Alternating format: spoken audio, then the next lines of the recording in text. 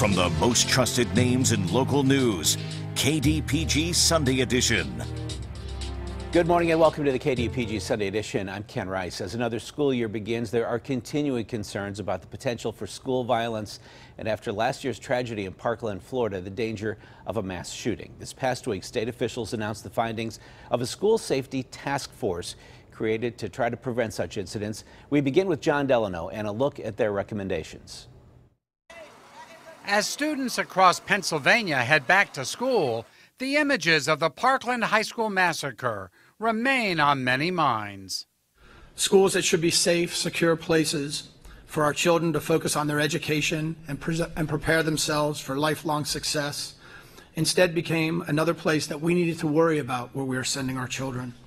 That prompted Governor Wolf and Auditor General Eugene DePasquale to create a school safety task force that traveled the state to listen to law enforcement, community leaders, teachers, school staff, and most importantly, students. The top suggestion from students: easier student access to health counselors, not guidance counselors, but mental health experts. In Clinton County, one student described feeling lost when it came to finding help for a friend with depression. This was the student's quote: "I don't know who to go to talk about it." The complaint was the same no matter the school district. Another concern: building security and more school resource officers in all schools. We need trained law enforcement professionals from some of the great people we have at State Police, some of the great law enforcement all over Pennsylvania, to handle violence and to try to prevent violence in our classrooms. This 61-page report has at least 31 good recommendations from students, parents, teachers, and school administrators.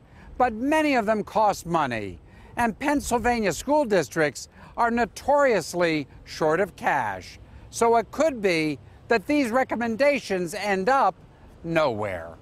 In order for funding for these things that are absolutely necessary, other areas have to give. The state has $60 million to help, but split among 500 school districts, former Superintendent Linda Hippert says it's not enough. Additional funding is going to be necessary. John Delano, KDKA-TV News. This morning on the KDPG Sunday Edition, what have we learned from so many school shootings, and what critical role does mental illness play in motivating these incidents? How important is improving access to mental health counseling and improving school security? In a few minutes, we'll hear from Dr. Anthony Manarino, Director of the Center for Traumatic Stress in Children and Adults and Vice Chair of the Department of Psychiatry at Allegheny General Hospital and Allegheny Health Network. But first, we welcome two other guests. Dr. Sarah Daly, Assistant Professor of Criminology, Law, and Society at St. Vincent College in Latrobe and author of a book for educators on school violence. And Dr. Edward Mulvey, Professor of Psychiatry and Director of the Law and Psychiatry Program at the University of Pittsburgh School of Medicine. He has studied violence and mental illness and the prediction of future violence and crime. David Shribman, Executive Editor of the Post-Gazette, joins us. Nice to have you here, David. Welcome to both of you. Thanks for being here. Thank you. So is there anything that you have seen from this task force report that we did not hear after Columbine and after Virginia Tech and after Sandy Hook? Is there anything new and novel that hasn't been made public before?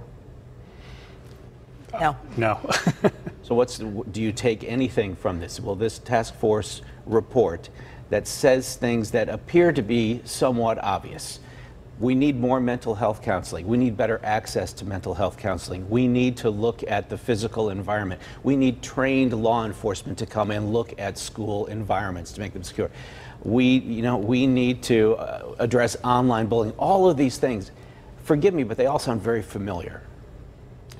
Yeah, I think they are familiar, and unfortunately, I don't mean to demean the task force in any way. In some ways, it's an easy place to go to say, yes, we need more mental health services. And in many ways, I think that, yes, we need more and better engaged mental health services, but they're not going to cure the school violence problem or the mass shooting problem. That lies a lot in the context of the school and the organizational climate of the school and who kids talk to and how comfortable they are in their environment. And that's a bigger task than just saying, give us some more money so we can get some more mental health people. Had the task force contacted you, Dr. Daly, and said, what can we do in the next 2 weeks to make the start of school in Western Pennsylvania safer? What concrete recommendations would have been at the top of your mind? One of the first recommendations that I would have offered would be to engage in training programs for teachers and anybody else who works in schools so that they can identify serious risk factors for students who are suffering either from depression or isolation or violent ideals. And there are, in fact, free programs in the United States that are offered, like Sandy Hook Promise, that schools can implement and use to train people to recognize warning signs. What do you know about the usage of such programs in our area? There have been some that have been used, there are some schools that have used it throughout the Allegheny County area, but certainly not enough for such a valuable program. So you're saying make the teachers sort of the first line of mental health diagnoses? In a sense, there's something to be said for that uncomfortable feeling that you get when you talk to a student and they say something that just kind of raises the hairs on your arms a little bit. And then from there, they would train them to go to send students to counselors, whether they're school counselors or mental health counselors, but then finding appropriate resources and speaking with law enforcement if necessary. Dr. Mulvey, you have kind of a joint way of looking at this with appointments in law and psychiatry, or emphasis on those two areas. Is this a health issue or is this a crime issue? I would agree with the idea that it's largely a prevention issue. The law is going to do what the law is going to do when situations occur. The problem with large scale like shootings is largely how do we get people to talk in the environment to others. The issue of smaller violence, I mean, I don't say small violence in the schools, there's a question of whether kids should be sent to juvenile court or not and how often schools refer them to the court, and that's a whole other discussion. But I think the legal issue is the overlap of the systems at the lower levels of violence, and at the higher levels it's prevention in the school environment. If the crime statistics say that crime is down in the United States, correct, why is school violence up? Or is it? Well, you can answer much more about whether school violence is up. I think some things have stayed rather steady and haven't seen great rises, but you're much more attuned to those figures than I would be. School violence tends to follow national trends in crime, and it's been decreasing over the years. People tend to feel as though school crime is increasing, and perceptions of crime and safety are affected by these large-scale incidents. So, you know, we see more school shootings. We tend to think that schools are more unsafe now, so we're implementing school safety issues. Why are there more school shootings, for example?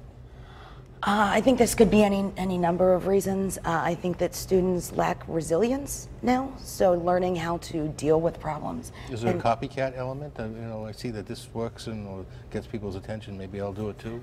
Yeah, so there has been the research that said there is in fact a copycat effect. And I think one of the major concerns about this is the attention that school shootings get. That children and adolescents who are marginalized and ignored then become infamous or famous, and their name and their photo is splashed all over the news for a week. So it gives them fame and the attention that they didn't have when they were alive or before their attack. Let me just say that for all the comments that people say you shouldn't give so much attention, we are news professionals here, to these kind of things. If you didn't, we would hear, what, people getting shot in schools, that's not a big story to you, it doesn't matter to you. And so we are all caught in this kind of a squeeze, wouldn't you say, Ken? Of course, of course. Advocates for stricter gun laws, which is a subject separate from really what we're getting at today, but people make the argument that mass shootings, not just in schools, but mass shootings happen with a frequency and a severity that's unique to this country. Do you agree, and what are your thoughts on why, if you agree? I would think the numbers are pretty clear that we just have many more guns available in the United States than other countries do.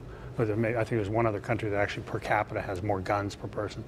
But that availability lends the opportunity, and that allows for more massive and fatal shootings. So it's not about Americans as people. It's about Americans having guns. Well, I don't know the answer to that one totally. But if there were stricter gun laws, would or would not the people who want to do these kind of things be prevented from doing so? Gun laws and access. I mean, yeah. Let's take adolescents. Adolescents getting guns. Most regulations are not going to really. You can't buy a gun as a 17-year-old now in the state of Pennsylvania. Stricter gun laws wouldn't really have prevented. They might. Gun laws might prevent things like straw purchases and illegal transfers and those sorts of things. But access to the gun is also just as relevant as any regulation. You can put in a regulation right now that says nobody under 18 gets a gun. A lot of kids under 18 have guns. They get them illegally. They get them. Somebody else buys them for them. Dr. Daly, you wrote a book about a book for educators on school violence. Is there a chapter on arming teachers? I've warned against this. I've cautioned against this. Absolutely. So I think that before we start putting arms in the hands of teachers, I think we need to consider all possible outcomes here and worst case scenarios.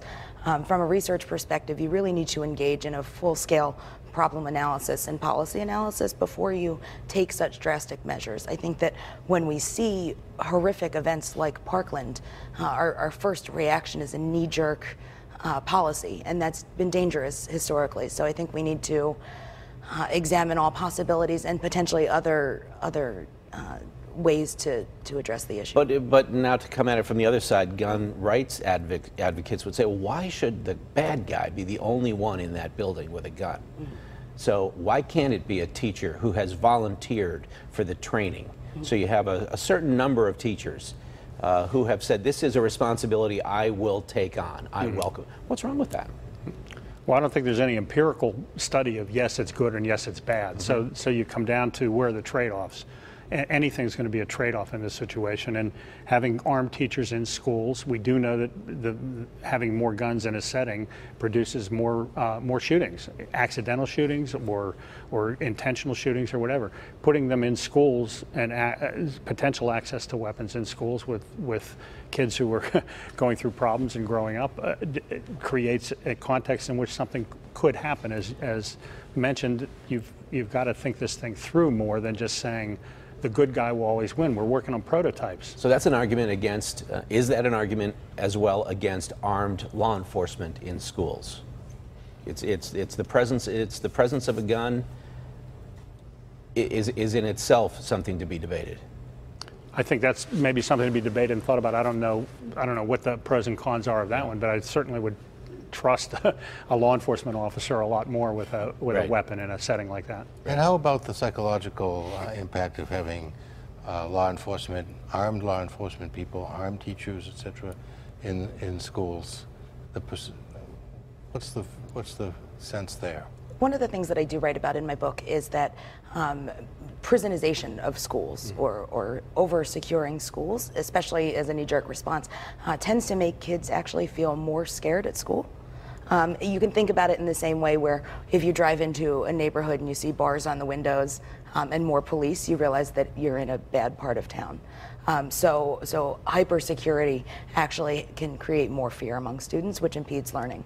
And can I also just mention it also creates the environment where discipline problems in schools become justice problems. You'd asked about the justice system before.